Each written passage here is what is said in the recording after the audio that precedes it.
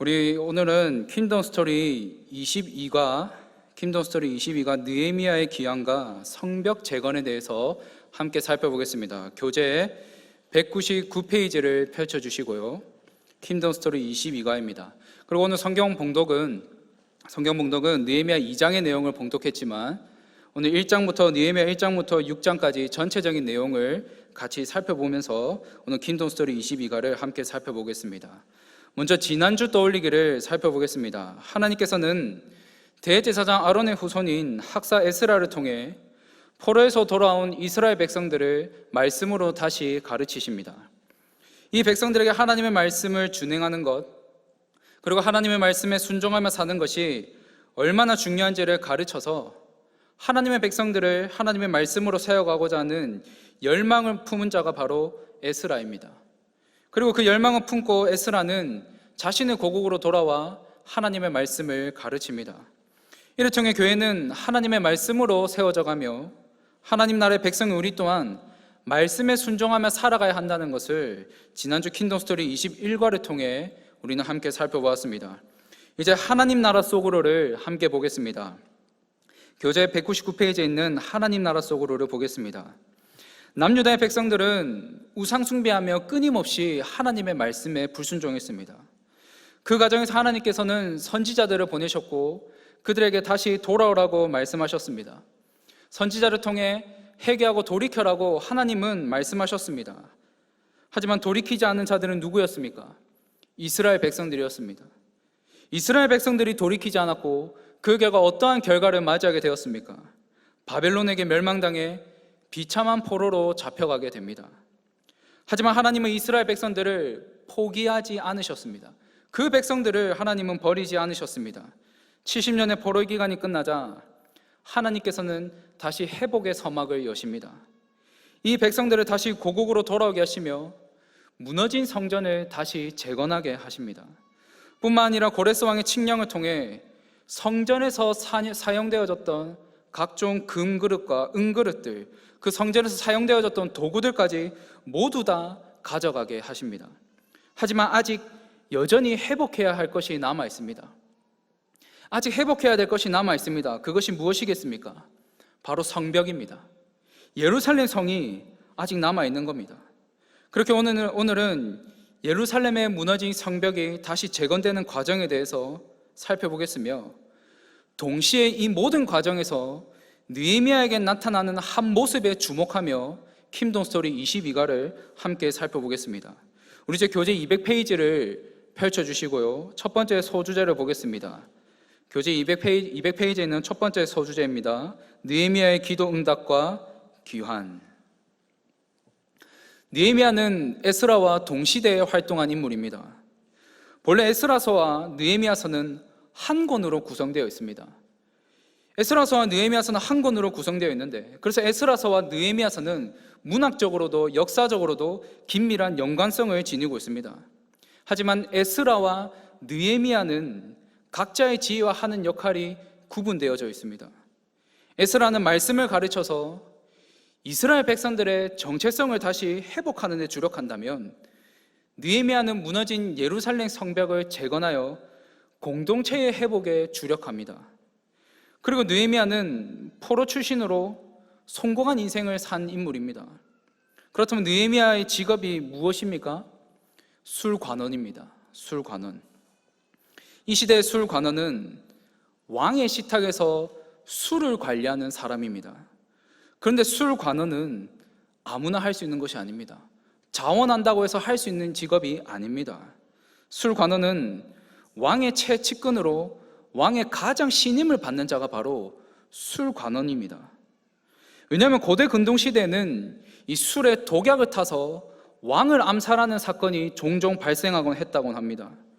그래서 왕은 자신의 곁에 항상 술관원을 두었는데, 이때 술관원은 왕에게 술을 따르기 전에 자신의 왼쪽 손바닥 위에다가 술을 먼저 따릅니다. 그리고 그 따른 술을 자신이 먼저 마십니다. 그리고 나서 그 술에 대해서 판별합니다. 이 술이 안전한지, 이 술에 혹이나 독이 들어있지 않는지 그 술관원이 판별합니다. 그리고 술의 안정성을 판별한 뒤에 왕에게 수를 따라줍니다.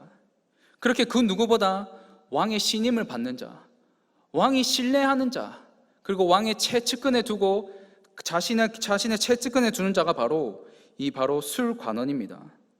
뿐만 아니라 또 어떤 일들이 있겠습니까? 왕의 고초와 고민을 옆에서 들어줍니다. 그리고 술을 마시다 보면 왕은 술에 취할 때가 있지 않겠습니까? 그 술에 취했을 때 그 왕의 연약한 모습은 가리어줍니다. 나아가 국정의 정사에도 개입할 만큼 최고위층에 있던 자가 바로 느헤미야입니다. 즉 그는 포로 출신으로 페르시아의 모든 고관들을 통틀어서 가장 성공한 인물입니다. 하지만 동시에 그 누구보다 하나님을 경외하는 자였습니다. 우리 느헤미야 1장을 보시면 느헤미야가 포로에서 귀국한 예루살렘에 대한 소식을 듣게 됩니다.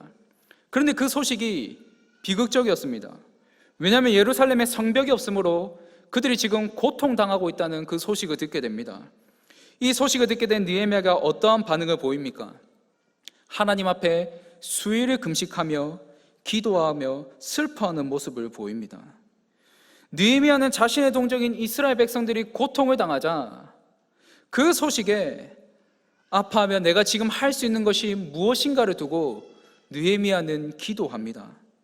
그러자 하나님께서는 느헤미야의 기도에 응답하십니다. 느헤미야 2장을 보면 여느 날처럼 느헤미야는 왕에게 수를 따르고 있습니다. 늘 해하던 대로 자신의 왼쪽 손바닥에 수를 따르고 그 술의 안전성을 판별하고 왕에게 수를 따라주고 그 왕의 고초와 고민을 들어주고 왕의 술 관원으로 왕의 옆에서 수를 따라주고 있습니다. 그런데 느헤미야의 얼굴에 수심이 가득한 겁니다. 근심이 가득한 얼굴로 느헤미야가 서 있는 겁니다. 그것을 본 왕은 어떠한 반응을 보이겠습니까? 깜짝 놀라는 겁니다. 이것을 본 아닥사스다 왕은 느헤미야에게 이렇게 묻습니다. 무슨 일이냐고. 지금 무슨 일이냐고 왕이 느헤미야에게 묻습니다. 그때 느헤미야는 예루살렘에서 자신의 동족인 이스라엘 백성들이 겪고 있는 고난에 대해 말합니다. 느헤미야 2장 4절과 5절의 말씀 한번 보겠습니다.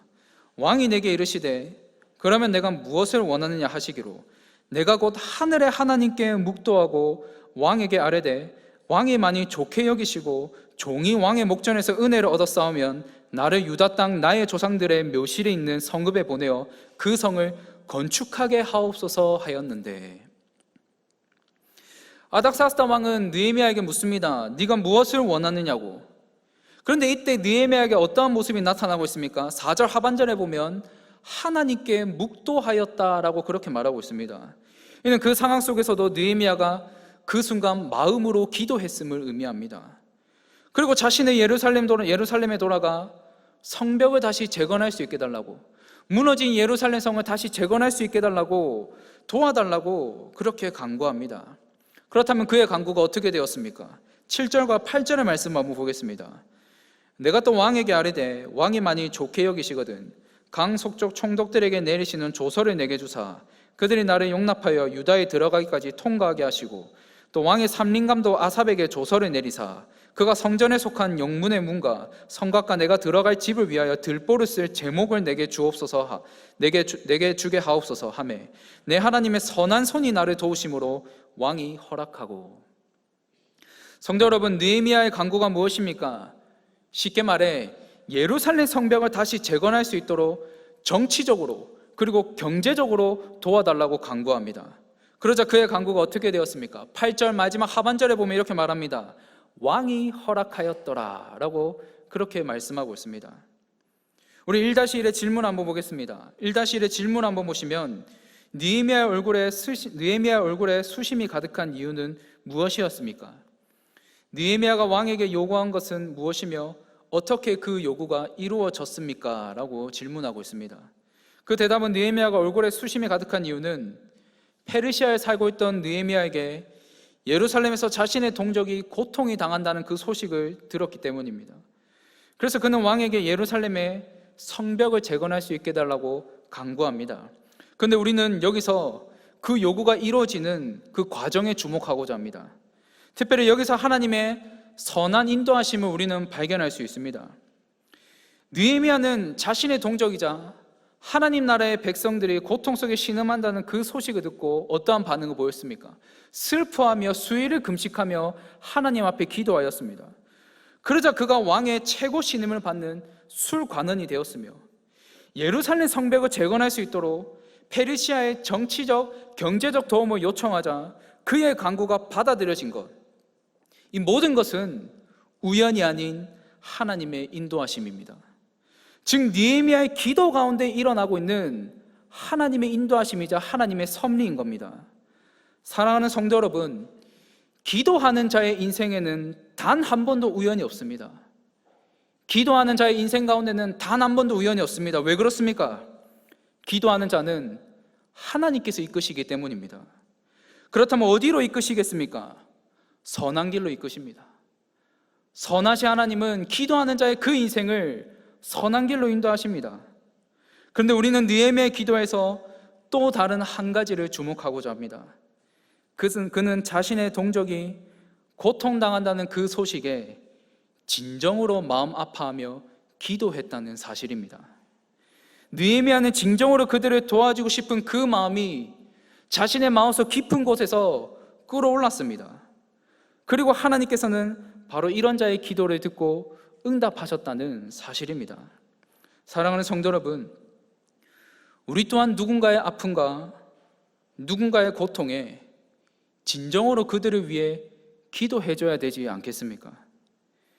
느헤미야가 수일을 금식하며 눈물로 기도한 것처럼 누군가가 고통당하고 있다는 그 소식에, 아파하고 있다는 그 소식에, 누군가 괴로워하고 있다는 그 소식에 우리 또한 그들을 위해 간절히 기도해야 되지 않겠습니까?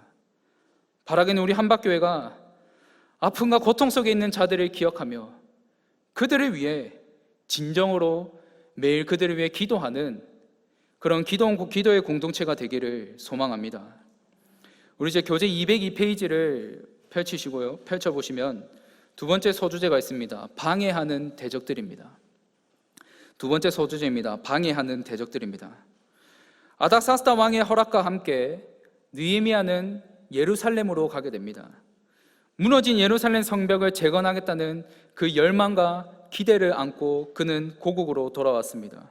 하지만 기대했던 것과는 달리 전혀 예상치 못할 일이 발생하게 됩니다. 바로 성벽을 재건하는 이 일에 방해하는 세력들이 나타난 겁니다. 우리 느헤미야 2장 10절의 말씀인데요. 우리 느헤미야 2장 10절의 말씀을 우리 같이 한번 읽도록 하겠습니다. 시작. 호론 사람 산발락과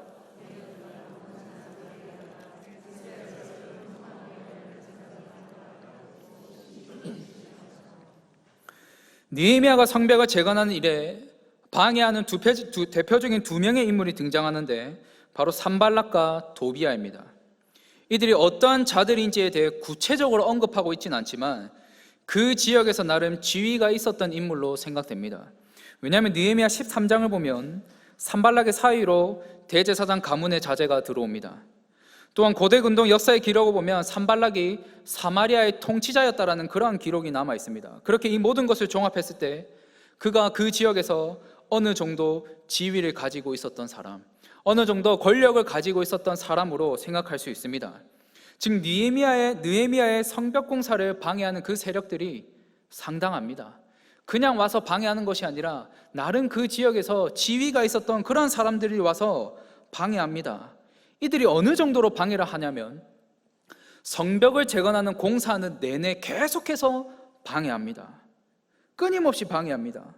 느헤미야 2장 19절의 말씀을 보면 게셈이라는 사람까지 합세해서 그들을 비웃고 조롱하며 방해한다라고 말씀하고 있습니다.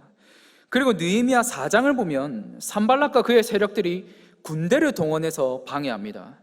심지어 느헤미야 6장을 보면 대적들이 작당하여서 느헤미야를 모함하여 죽이려고까지 합니다. 즉 대적들은 끊임없이 방해합니다. 성벽을 재건하는 내내 끊임없이 이들은 느헤미야와 그 성벽을 재건하는 사람들을 방해합니다. 하지만 느헤미야는 이들의 방해에 주도 면밀하게 대응합니다. 가만히 앉아만 있는 것이 아니라 치밀하게 행동합니다. 그런데 우리는 이 대적들의 공격을 단순히 자신들의 지위와 안위를 지키기 위해서 한다고 보아서는 안 됩니다. 단순히 자신들의 권력과 지위와 안위를 지키기 위해서 지금 이 대적들이 공격한다라고 보아서는 안 됩니다. 앞서 우리 대적들의 첫 등장을 알리는 느헤미야 2장 10절의 말씀을 다시 한번 보면요, 대적들의 첫 등장을 알리는 느헤미야 2장 10절의 말씀을 보면 호론 사람 산발락과 종이었던 암몬 사람 도비아가 이스라엘 자손을 흥왕하게 하려는 사람이 왔다함을 듣고 심히 근심하더라라고 말씀합니다. 여기서 느헤미야를 향해 이스라엘 자손을 흥왕하게 하려는 자라고 그렇게 말하고 있습니다.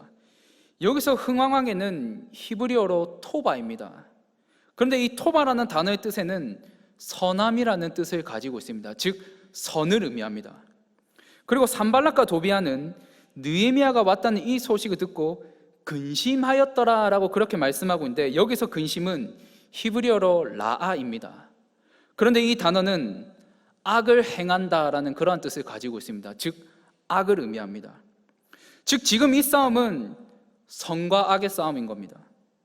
그런데 이 선과 악의 이 싸움에서 느헤미야가 어떠한 모습을 보이고 있습니까? 바로 기도하는 모습입니다. 우리 느헤미야 4장 4절의 말씀을 보면, 느헤미야 4장 4절의 말씀을 보시면요, 우리 하나님이여 들으시옵소서. 우리가 업신여김을 당하나이다. 원하건대 그들이 욕하는 것을 자기들의 머리에 돌리사 노략거리가 되어 이방에 사로잡히게 하시고. 느헤미야는 대적들의 공격을 받을 때 그 선과 악의 그 싸움에서 느헤미야는 기도하고 있습니다. 또한 산발락과 그의 세력들이 군대를 동원해서 방해했다고 말씀드렸는데, 그때에도 그는 한결같은 반응을 보입니다. 느헤미야 4장 9절의 말씀을 보면 우리가 우리 하나님께 기도하며 그들로 말미암아 파수꾼을 두어 주야로 방비하는데, 느헤미야는 대적들이 군대를 동원해서 방해했을 때도 하나님께 기도하였습니다. 그리고 대적들이 느헤미야 자신의 음모에서 죽이려고 했을 때에도 그는 한결같은 모습으로 기도하였습니다. 사랑하는 성도 여러분, 우리가 이 세상을 그리스도인으로 살아갈 때 또는 교회를 섬겨나갈 때 참 많은 어려움을 겪을 때가 있습니다. 수없이 많은 어려움들이 우리를 가로막습니다. 만약 이때 우리의 힘으로 살아가려고 한다면 우리는 실패할 것입니다. 좌절을 경험할 수밖에 없을 겁니다. 그렇다면 우리가 이런 상황 속에서 우리가 보여야 될 반응은 무엇이겠습니까? 바로 기도입니다.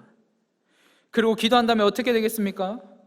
실패 속에서 다시 회복으로, 원수와 대적들의 손에서 지키시고 건지시는 그 하나님을 경험할 수 있습니다.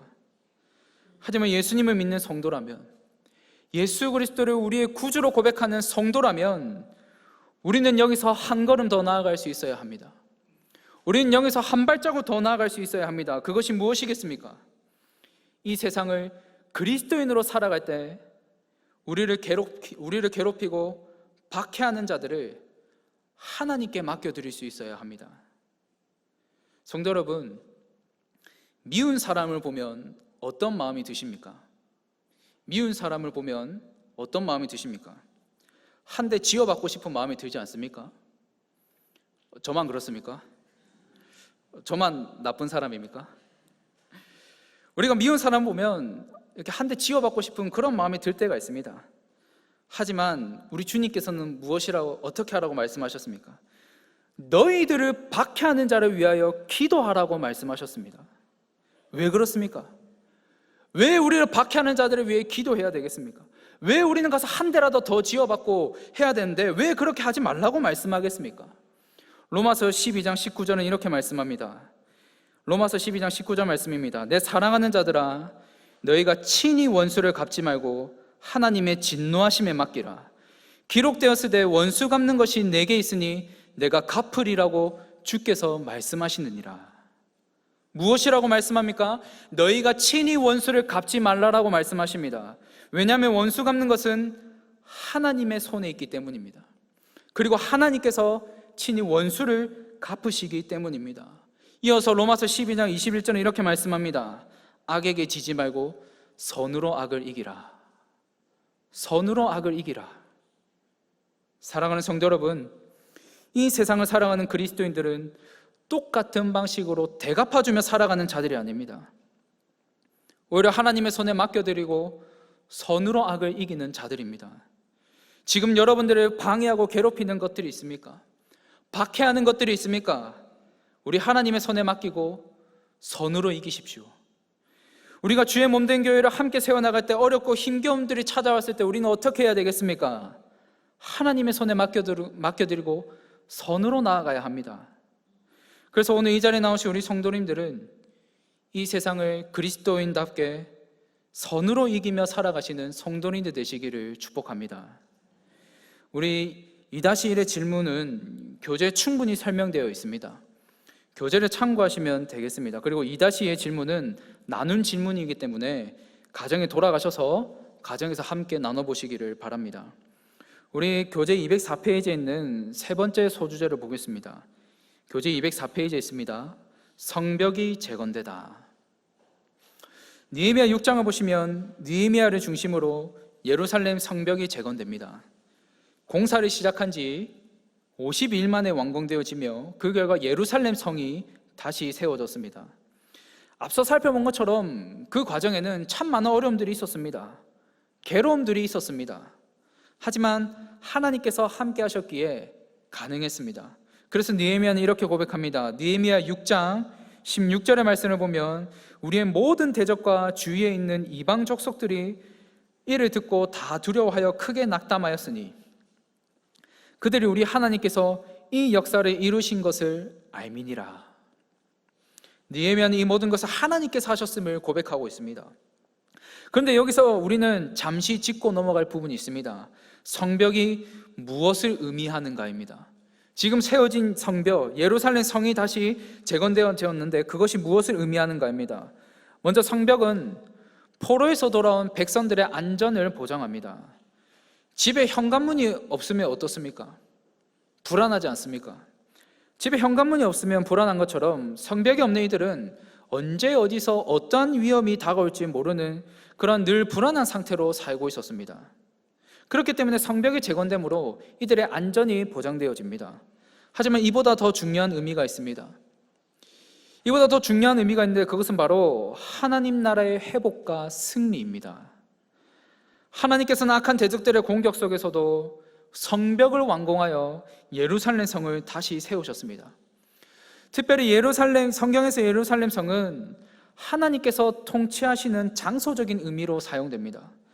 그렇게 성벽이 완공되었다는 것은 여전히 하나님께서 통치하고 계시며 이 통치를 통해 하나님께서는 회복과 승리로 이끄시고 계신다는 것을 보여줍니다. 그리고 이 회복과 승리, 이 하나님 나라의 회복과 승리, 하나님께서 회복과 승리로 이끄신다는 것을 이것이 궁극적으로 드러나게 되는데 그렇다면 누구를 통해 이것이 궁극적으로 드러나게 되겠습니까? 바로 예수 그리스도입니다. 우리 주님을 통해 그 온전한 회복과 승리가 궁극적으로 나타나게 됩니다. 그렇게 구속사의 관점에서 성벽의 완공은 예수 그리스도를 통한 그 온전한 회복과 승리를 보여주고 있는 겁니다. 자, 그런데 앞서 서두에서 성벽이 재건되는 과정과 그 과정에서 느헤미야에게 나타나는 한 모습에 주목한다고 말씀드렸습니다. 반복적으로 그 모습이 나타났는데 그렇다면 우리가 느헤미야에게서 주목해야 될 그 모습은 어떤 모습이겠습니까? 바로 기도하는 모습입니다. 그는 머나먼 페르시아에서 자신의 동족이 고통을 받고 있다는 그 소식을 듣고 그는 수일을 금식하며 눈물로 그는 그 자리에서 기도하였습니다. 그리고 그는 예루살렘에 돌아와 그 무너진 성벽의 터전에서 그것 가운데서 성벽의 재건을 위해 느헤미야는 기도했습니다. 또 그는 대적들의 공격과 방해 속에서도 하나님께 기도하였습니다. 즉 성벽이 재건되는 모든 과정 속에는 느헤미야의 기도가 있었다는 사실입니다. 사랑하는 성도 여러분, 느헤미야는 참 많은 상황을 겪었지만 그 가운데서 한결같이 그가 보인 모습은 기도하는 모습이었습니다. 우리도 살아가다 보면 참 많은 상황을 겪지 않습니까? 그 가운데서 낙심이 될 때가 있지 않습니까? 때론 괴로울 때가 있지 않습니까? 왜 나만 이런가? 왜 나만 이렇게 힘들어야 되는가라는 그런 원망 섞인 마음이 들 때가 있지 않습니까? 하지만 그럼에도 불구하고 선하신 우리 하나님께 기도해 보시지 않겠습니까? 분명한 건 기도할 때 선하신 하나님께서는 우리를 다시 회복의 자리로 그리고 승리의 길로 우리를 인도하십니다. 그렇게 그 어떤 상황과 환경 속에서도 신실하신 우리 주님께 기도하시는 성도님들 되시기를 주님의 이름으로 축복합니다. 우리 교재 3-A의 질문을 마지막으로 한번 살펴보겠습니다. 성벽이 며칠 만에 재건되었습니까? 이 일들은 대적들의 반응은 어떠했습니까? 성벽은 52일 만에 재건되었습니다. 그리고 그 가운데서 대적들은 두려워하고 낙심하게 됩니다. 그 내용이 오늘 우리가 살펴본 느헤미야 1장부터 해서 6장까지의 내용에 고스란히 담겨져 있습니다. 우리 마지막으로 정리 하나님 나라 이 부분을 살펴보겠습니다. 마지막으로 킹덤 스토리 22가를 정리하겠습니다. 우리는 오늘 킹덤 스토리 22가를 통해 성벽이 재건되는 내용들을 살펴보았습니다. 그리고 그 과정은 결코 순탄하지 않았지만 느헤미야는 그 모든 순탄하지 않은 상황 속에서 기도하였다는 것을 우리는 함께 살펴보았습니다. 그리고 하나님께서는 성벽을 완공하게 하시며 이제 성전과 성벽이 온전하게 세워짐으로 예루살렘이 회복되어집니다. 그렇게 오늘 이 내용들을 기억하시어 가정에서 함께 이 내용들을 가정에서 자녀들과 함께 살펴보시기를 바랍니다. 우리 다 함께 찬송가 435장 나의 영원하신 기업 함께 찬양하겠습니다. 435장 나의 영원하신 기업을 우리 함께 찬양하겠습니다.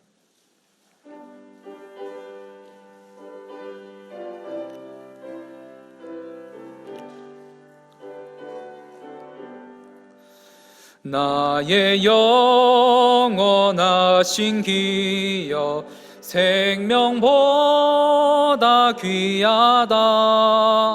나의 갈 길 다가도록 나와 동행하소서.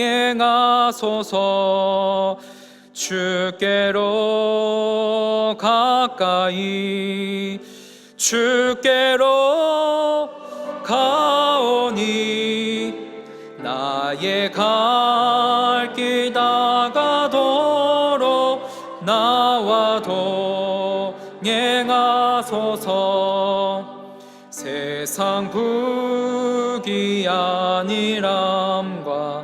모든 명예 버리고 험한 길을 가는 동안 나와 동행하소서. 주께로 가까이 주께로 가오니 나의 갈 길 다가도록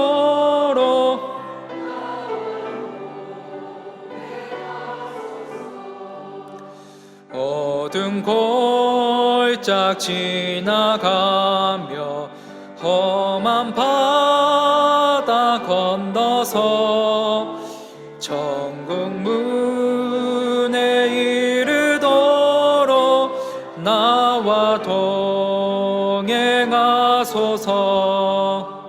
주께로 가까이 주께로 가오니 나의 갈 길 다가도록 나와 동행. 주께로 가까이 주께로 가까이 주께로 가오니 나의 갈 길 다가도록 나와 동행하소서.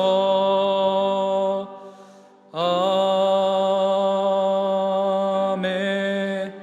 우리 오늘 이 내용들을 기억하시면서 우리 함께 기도했으면 좋겠습니다. 우리 시간 기도하실 때요, 우리 삶 속에 참 많은 일들이 있고 어떤 어려움들이 있을지 모르지만 우리 인생 가운데 한치 앞으로 내다볼 수 없는 그러한 인생길을 걸어가고 있지만 그 가운데서 우리는 주님과 함께 동행할 수 있게 달라고, 주님과 함께 기도하며 나아갈 수 있게 달라고, 우리가 더 주님 앞에 기도하며 엎드리며 나아갈 때 우리 삶 속에 참 많은 어려움들이 해결되는 그 일들을 우리가 볼 수 있게 달라고, 하나님이 행하시는 일들을 기도를 통해 경험하는 우리 모두가 될 수 있게 달라고, 우리 함께 합심하며 기도하시면서 나아가겠습니다. 기도하겠습니다.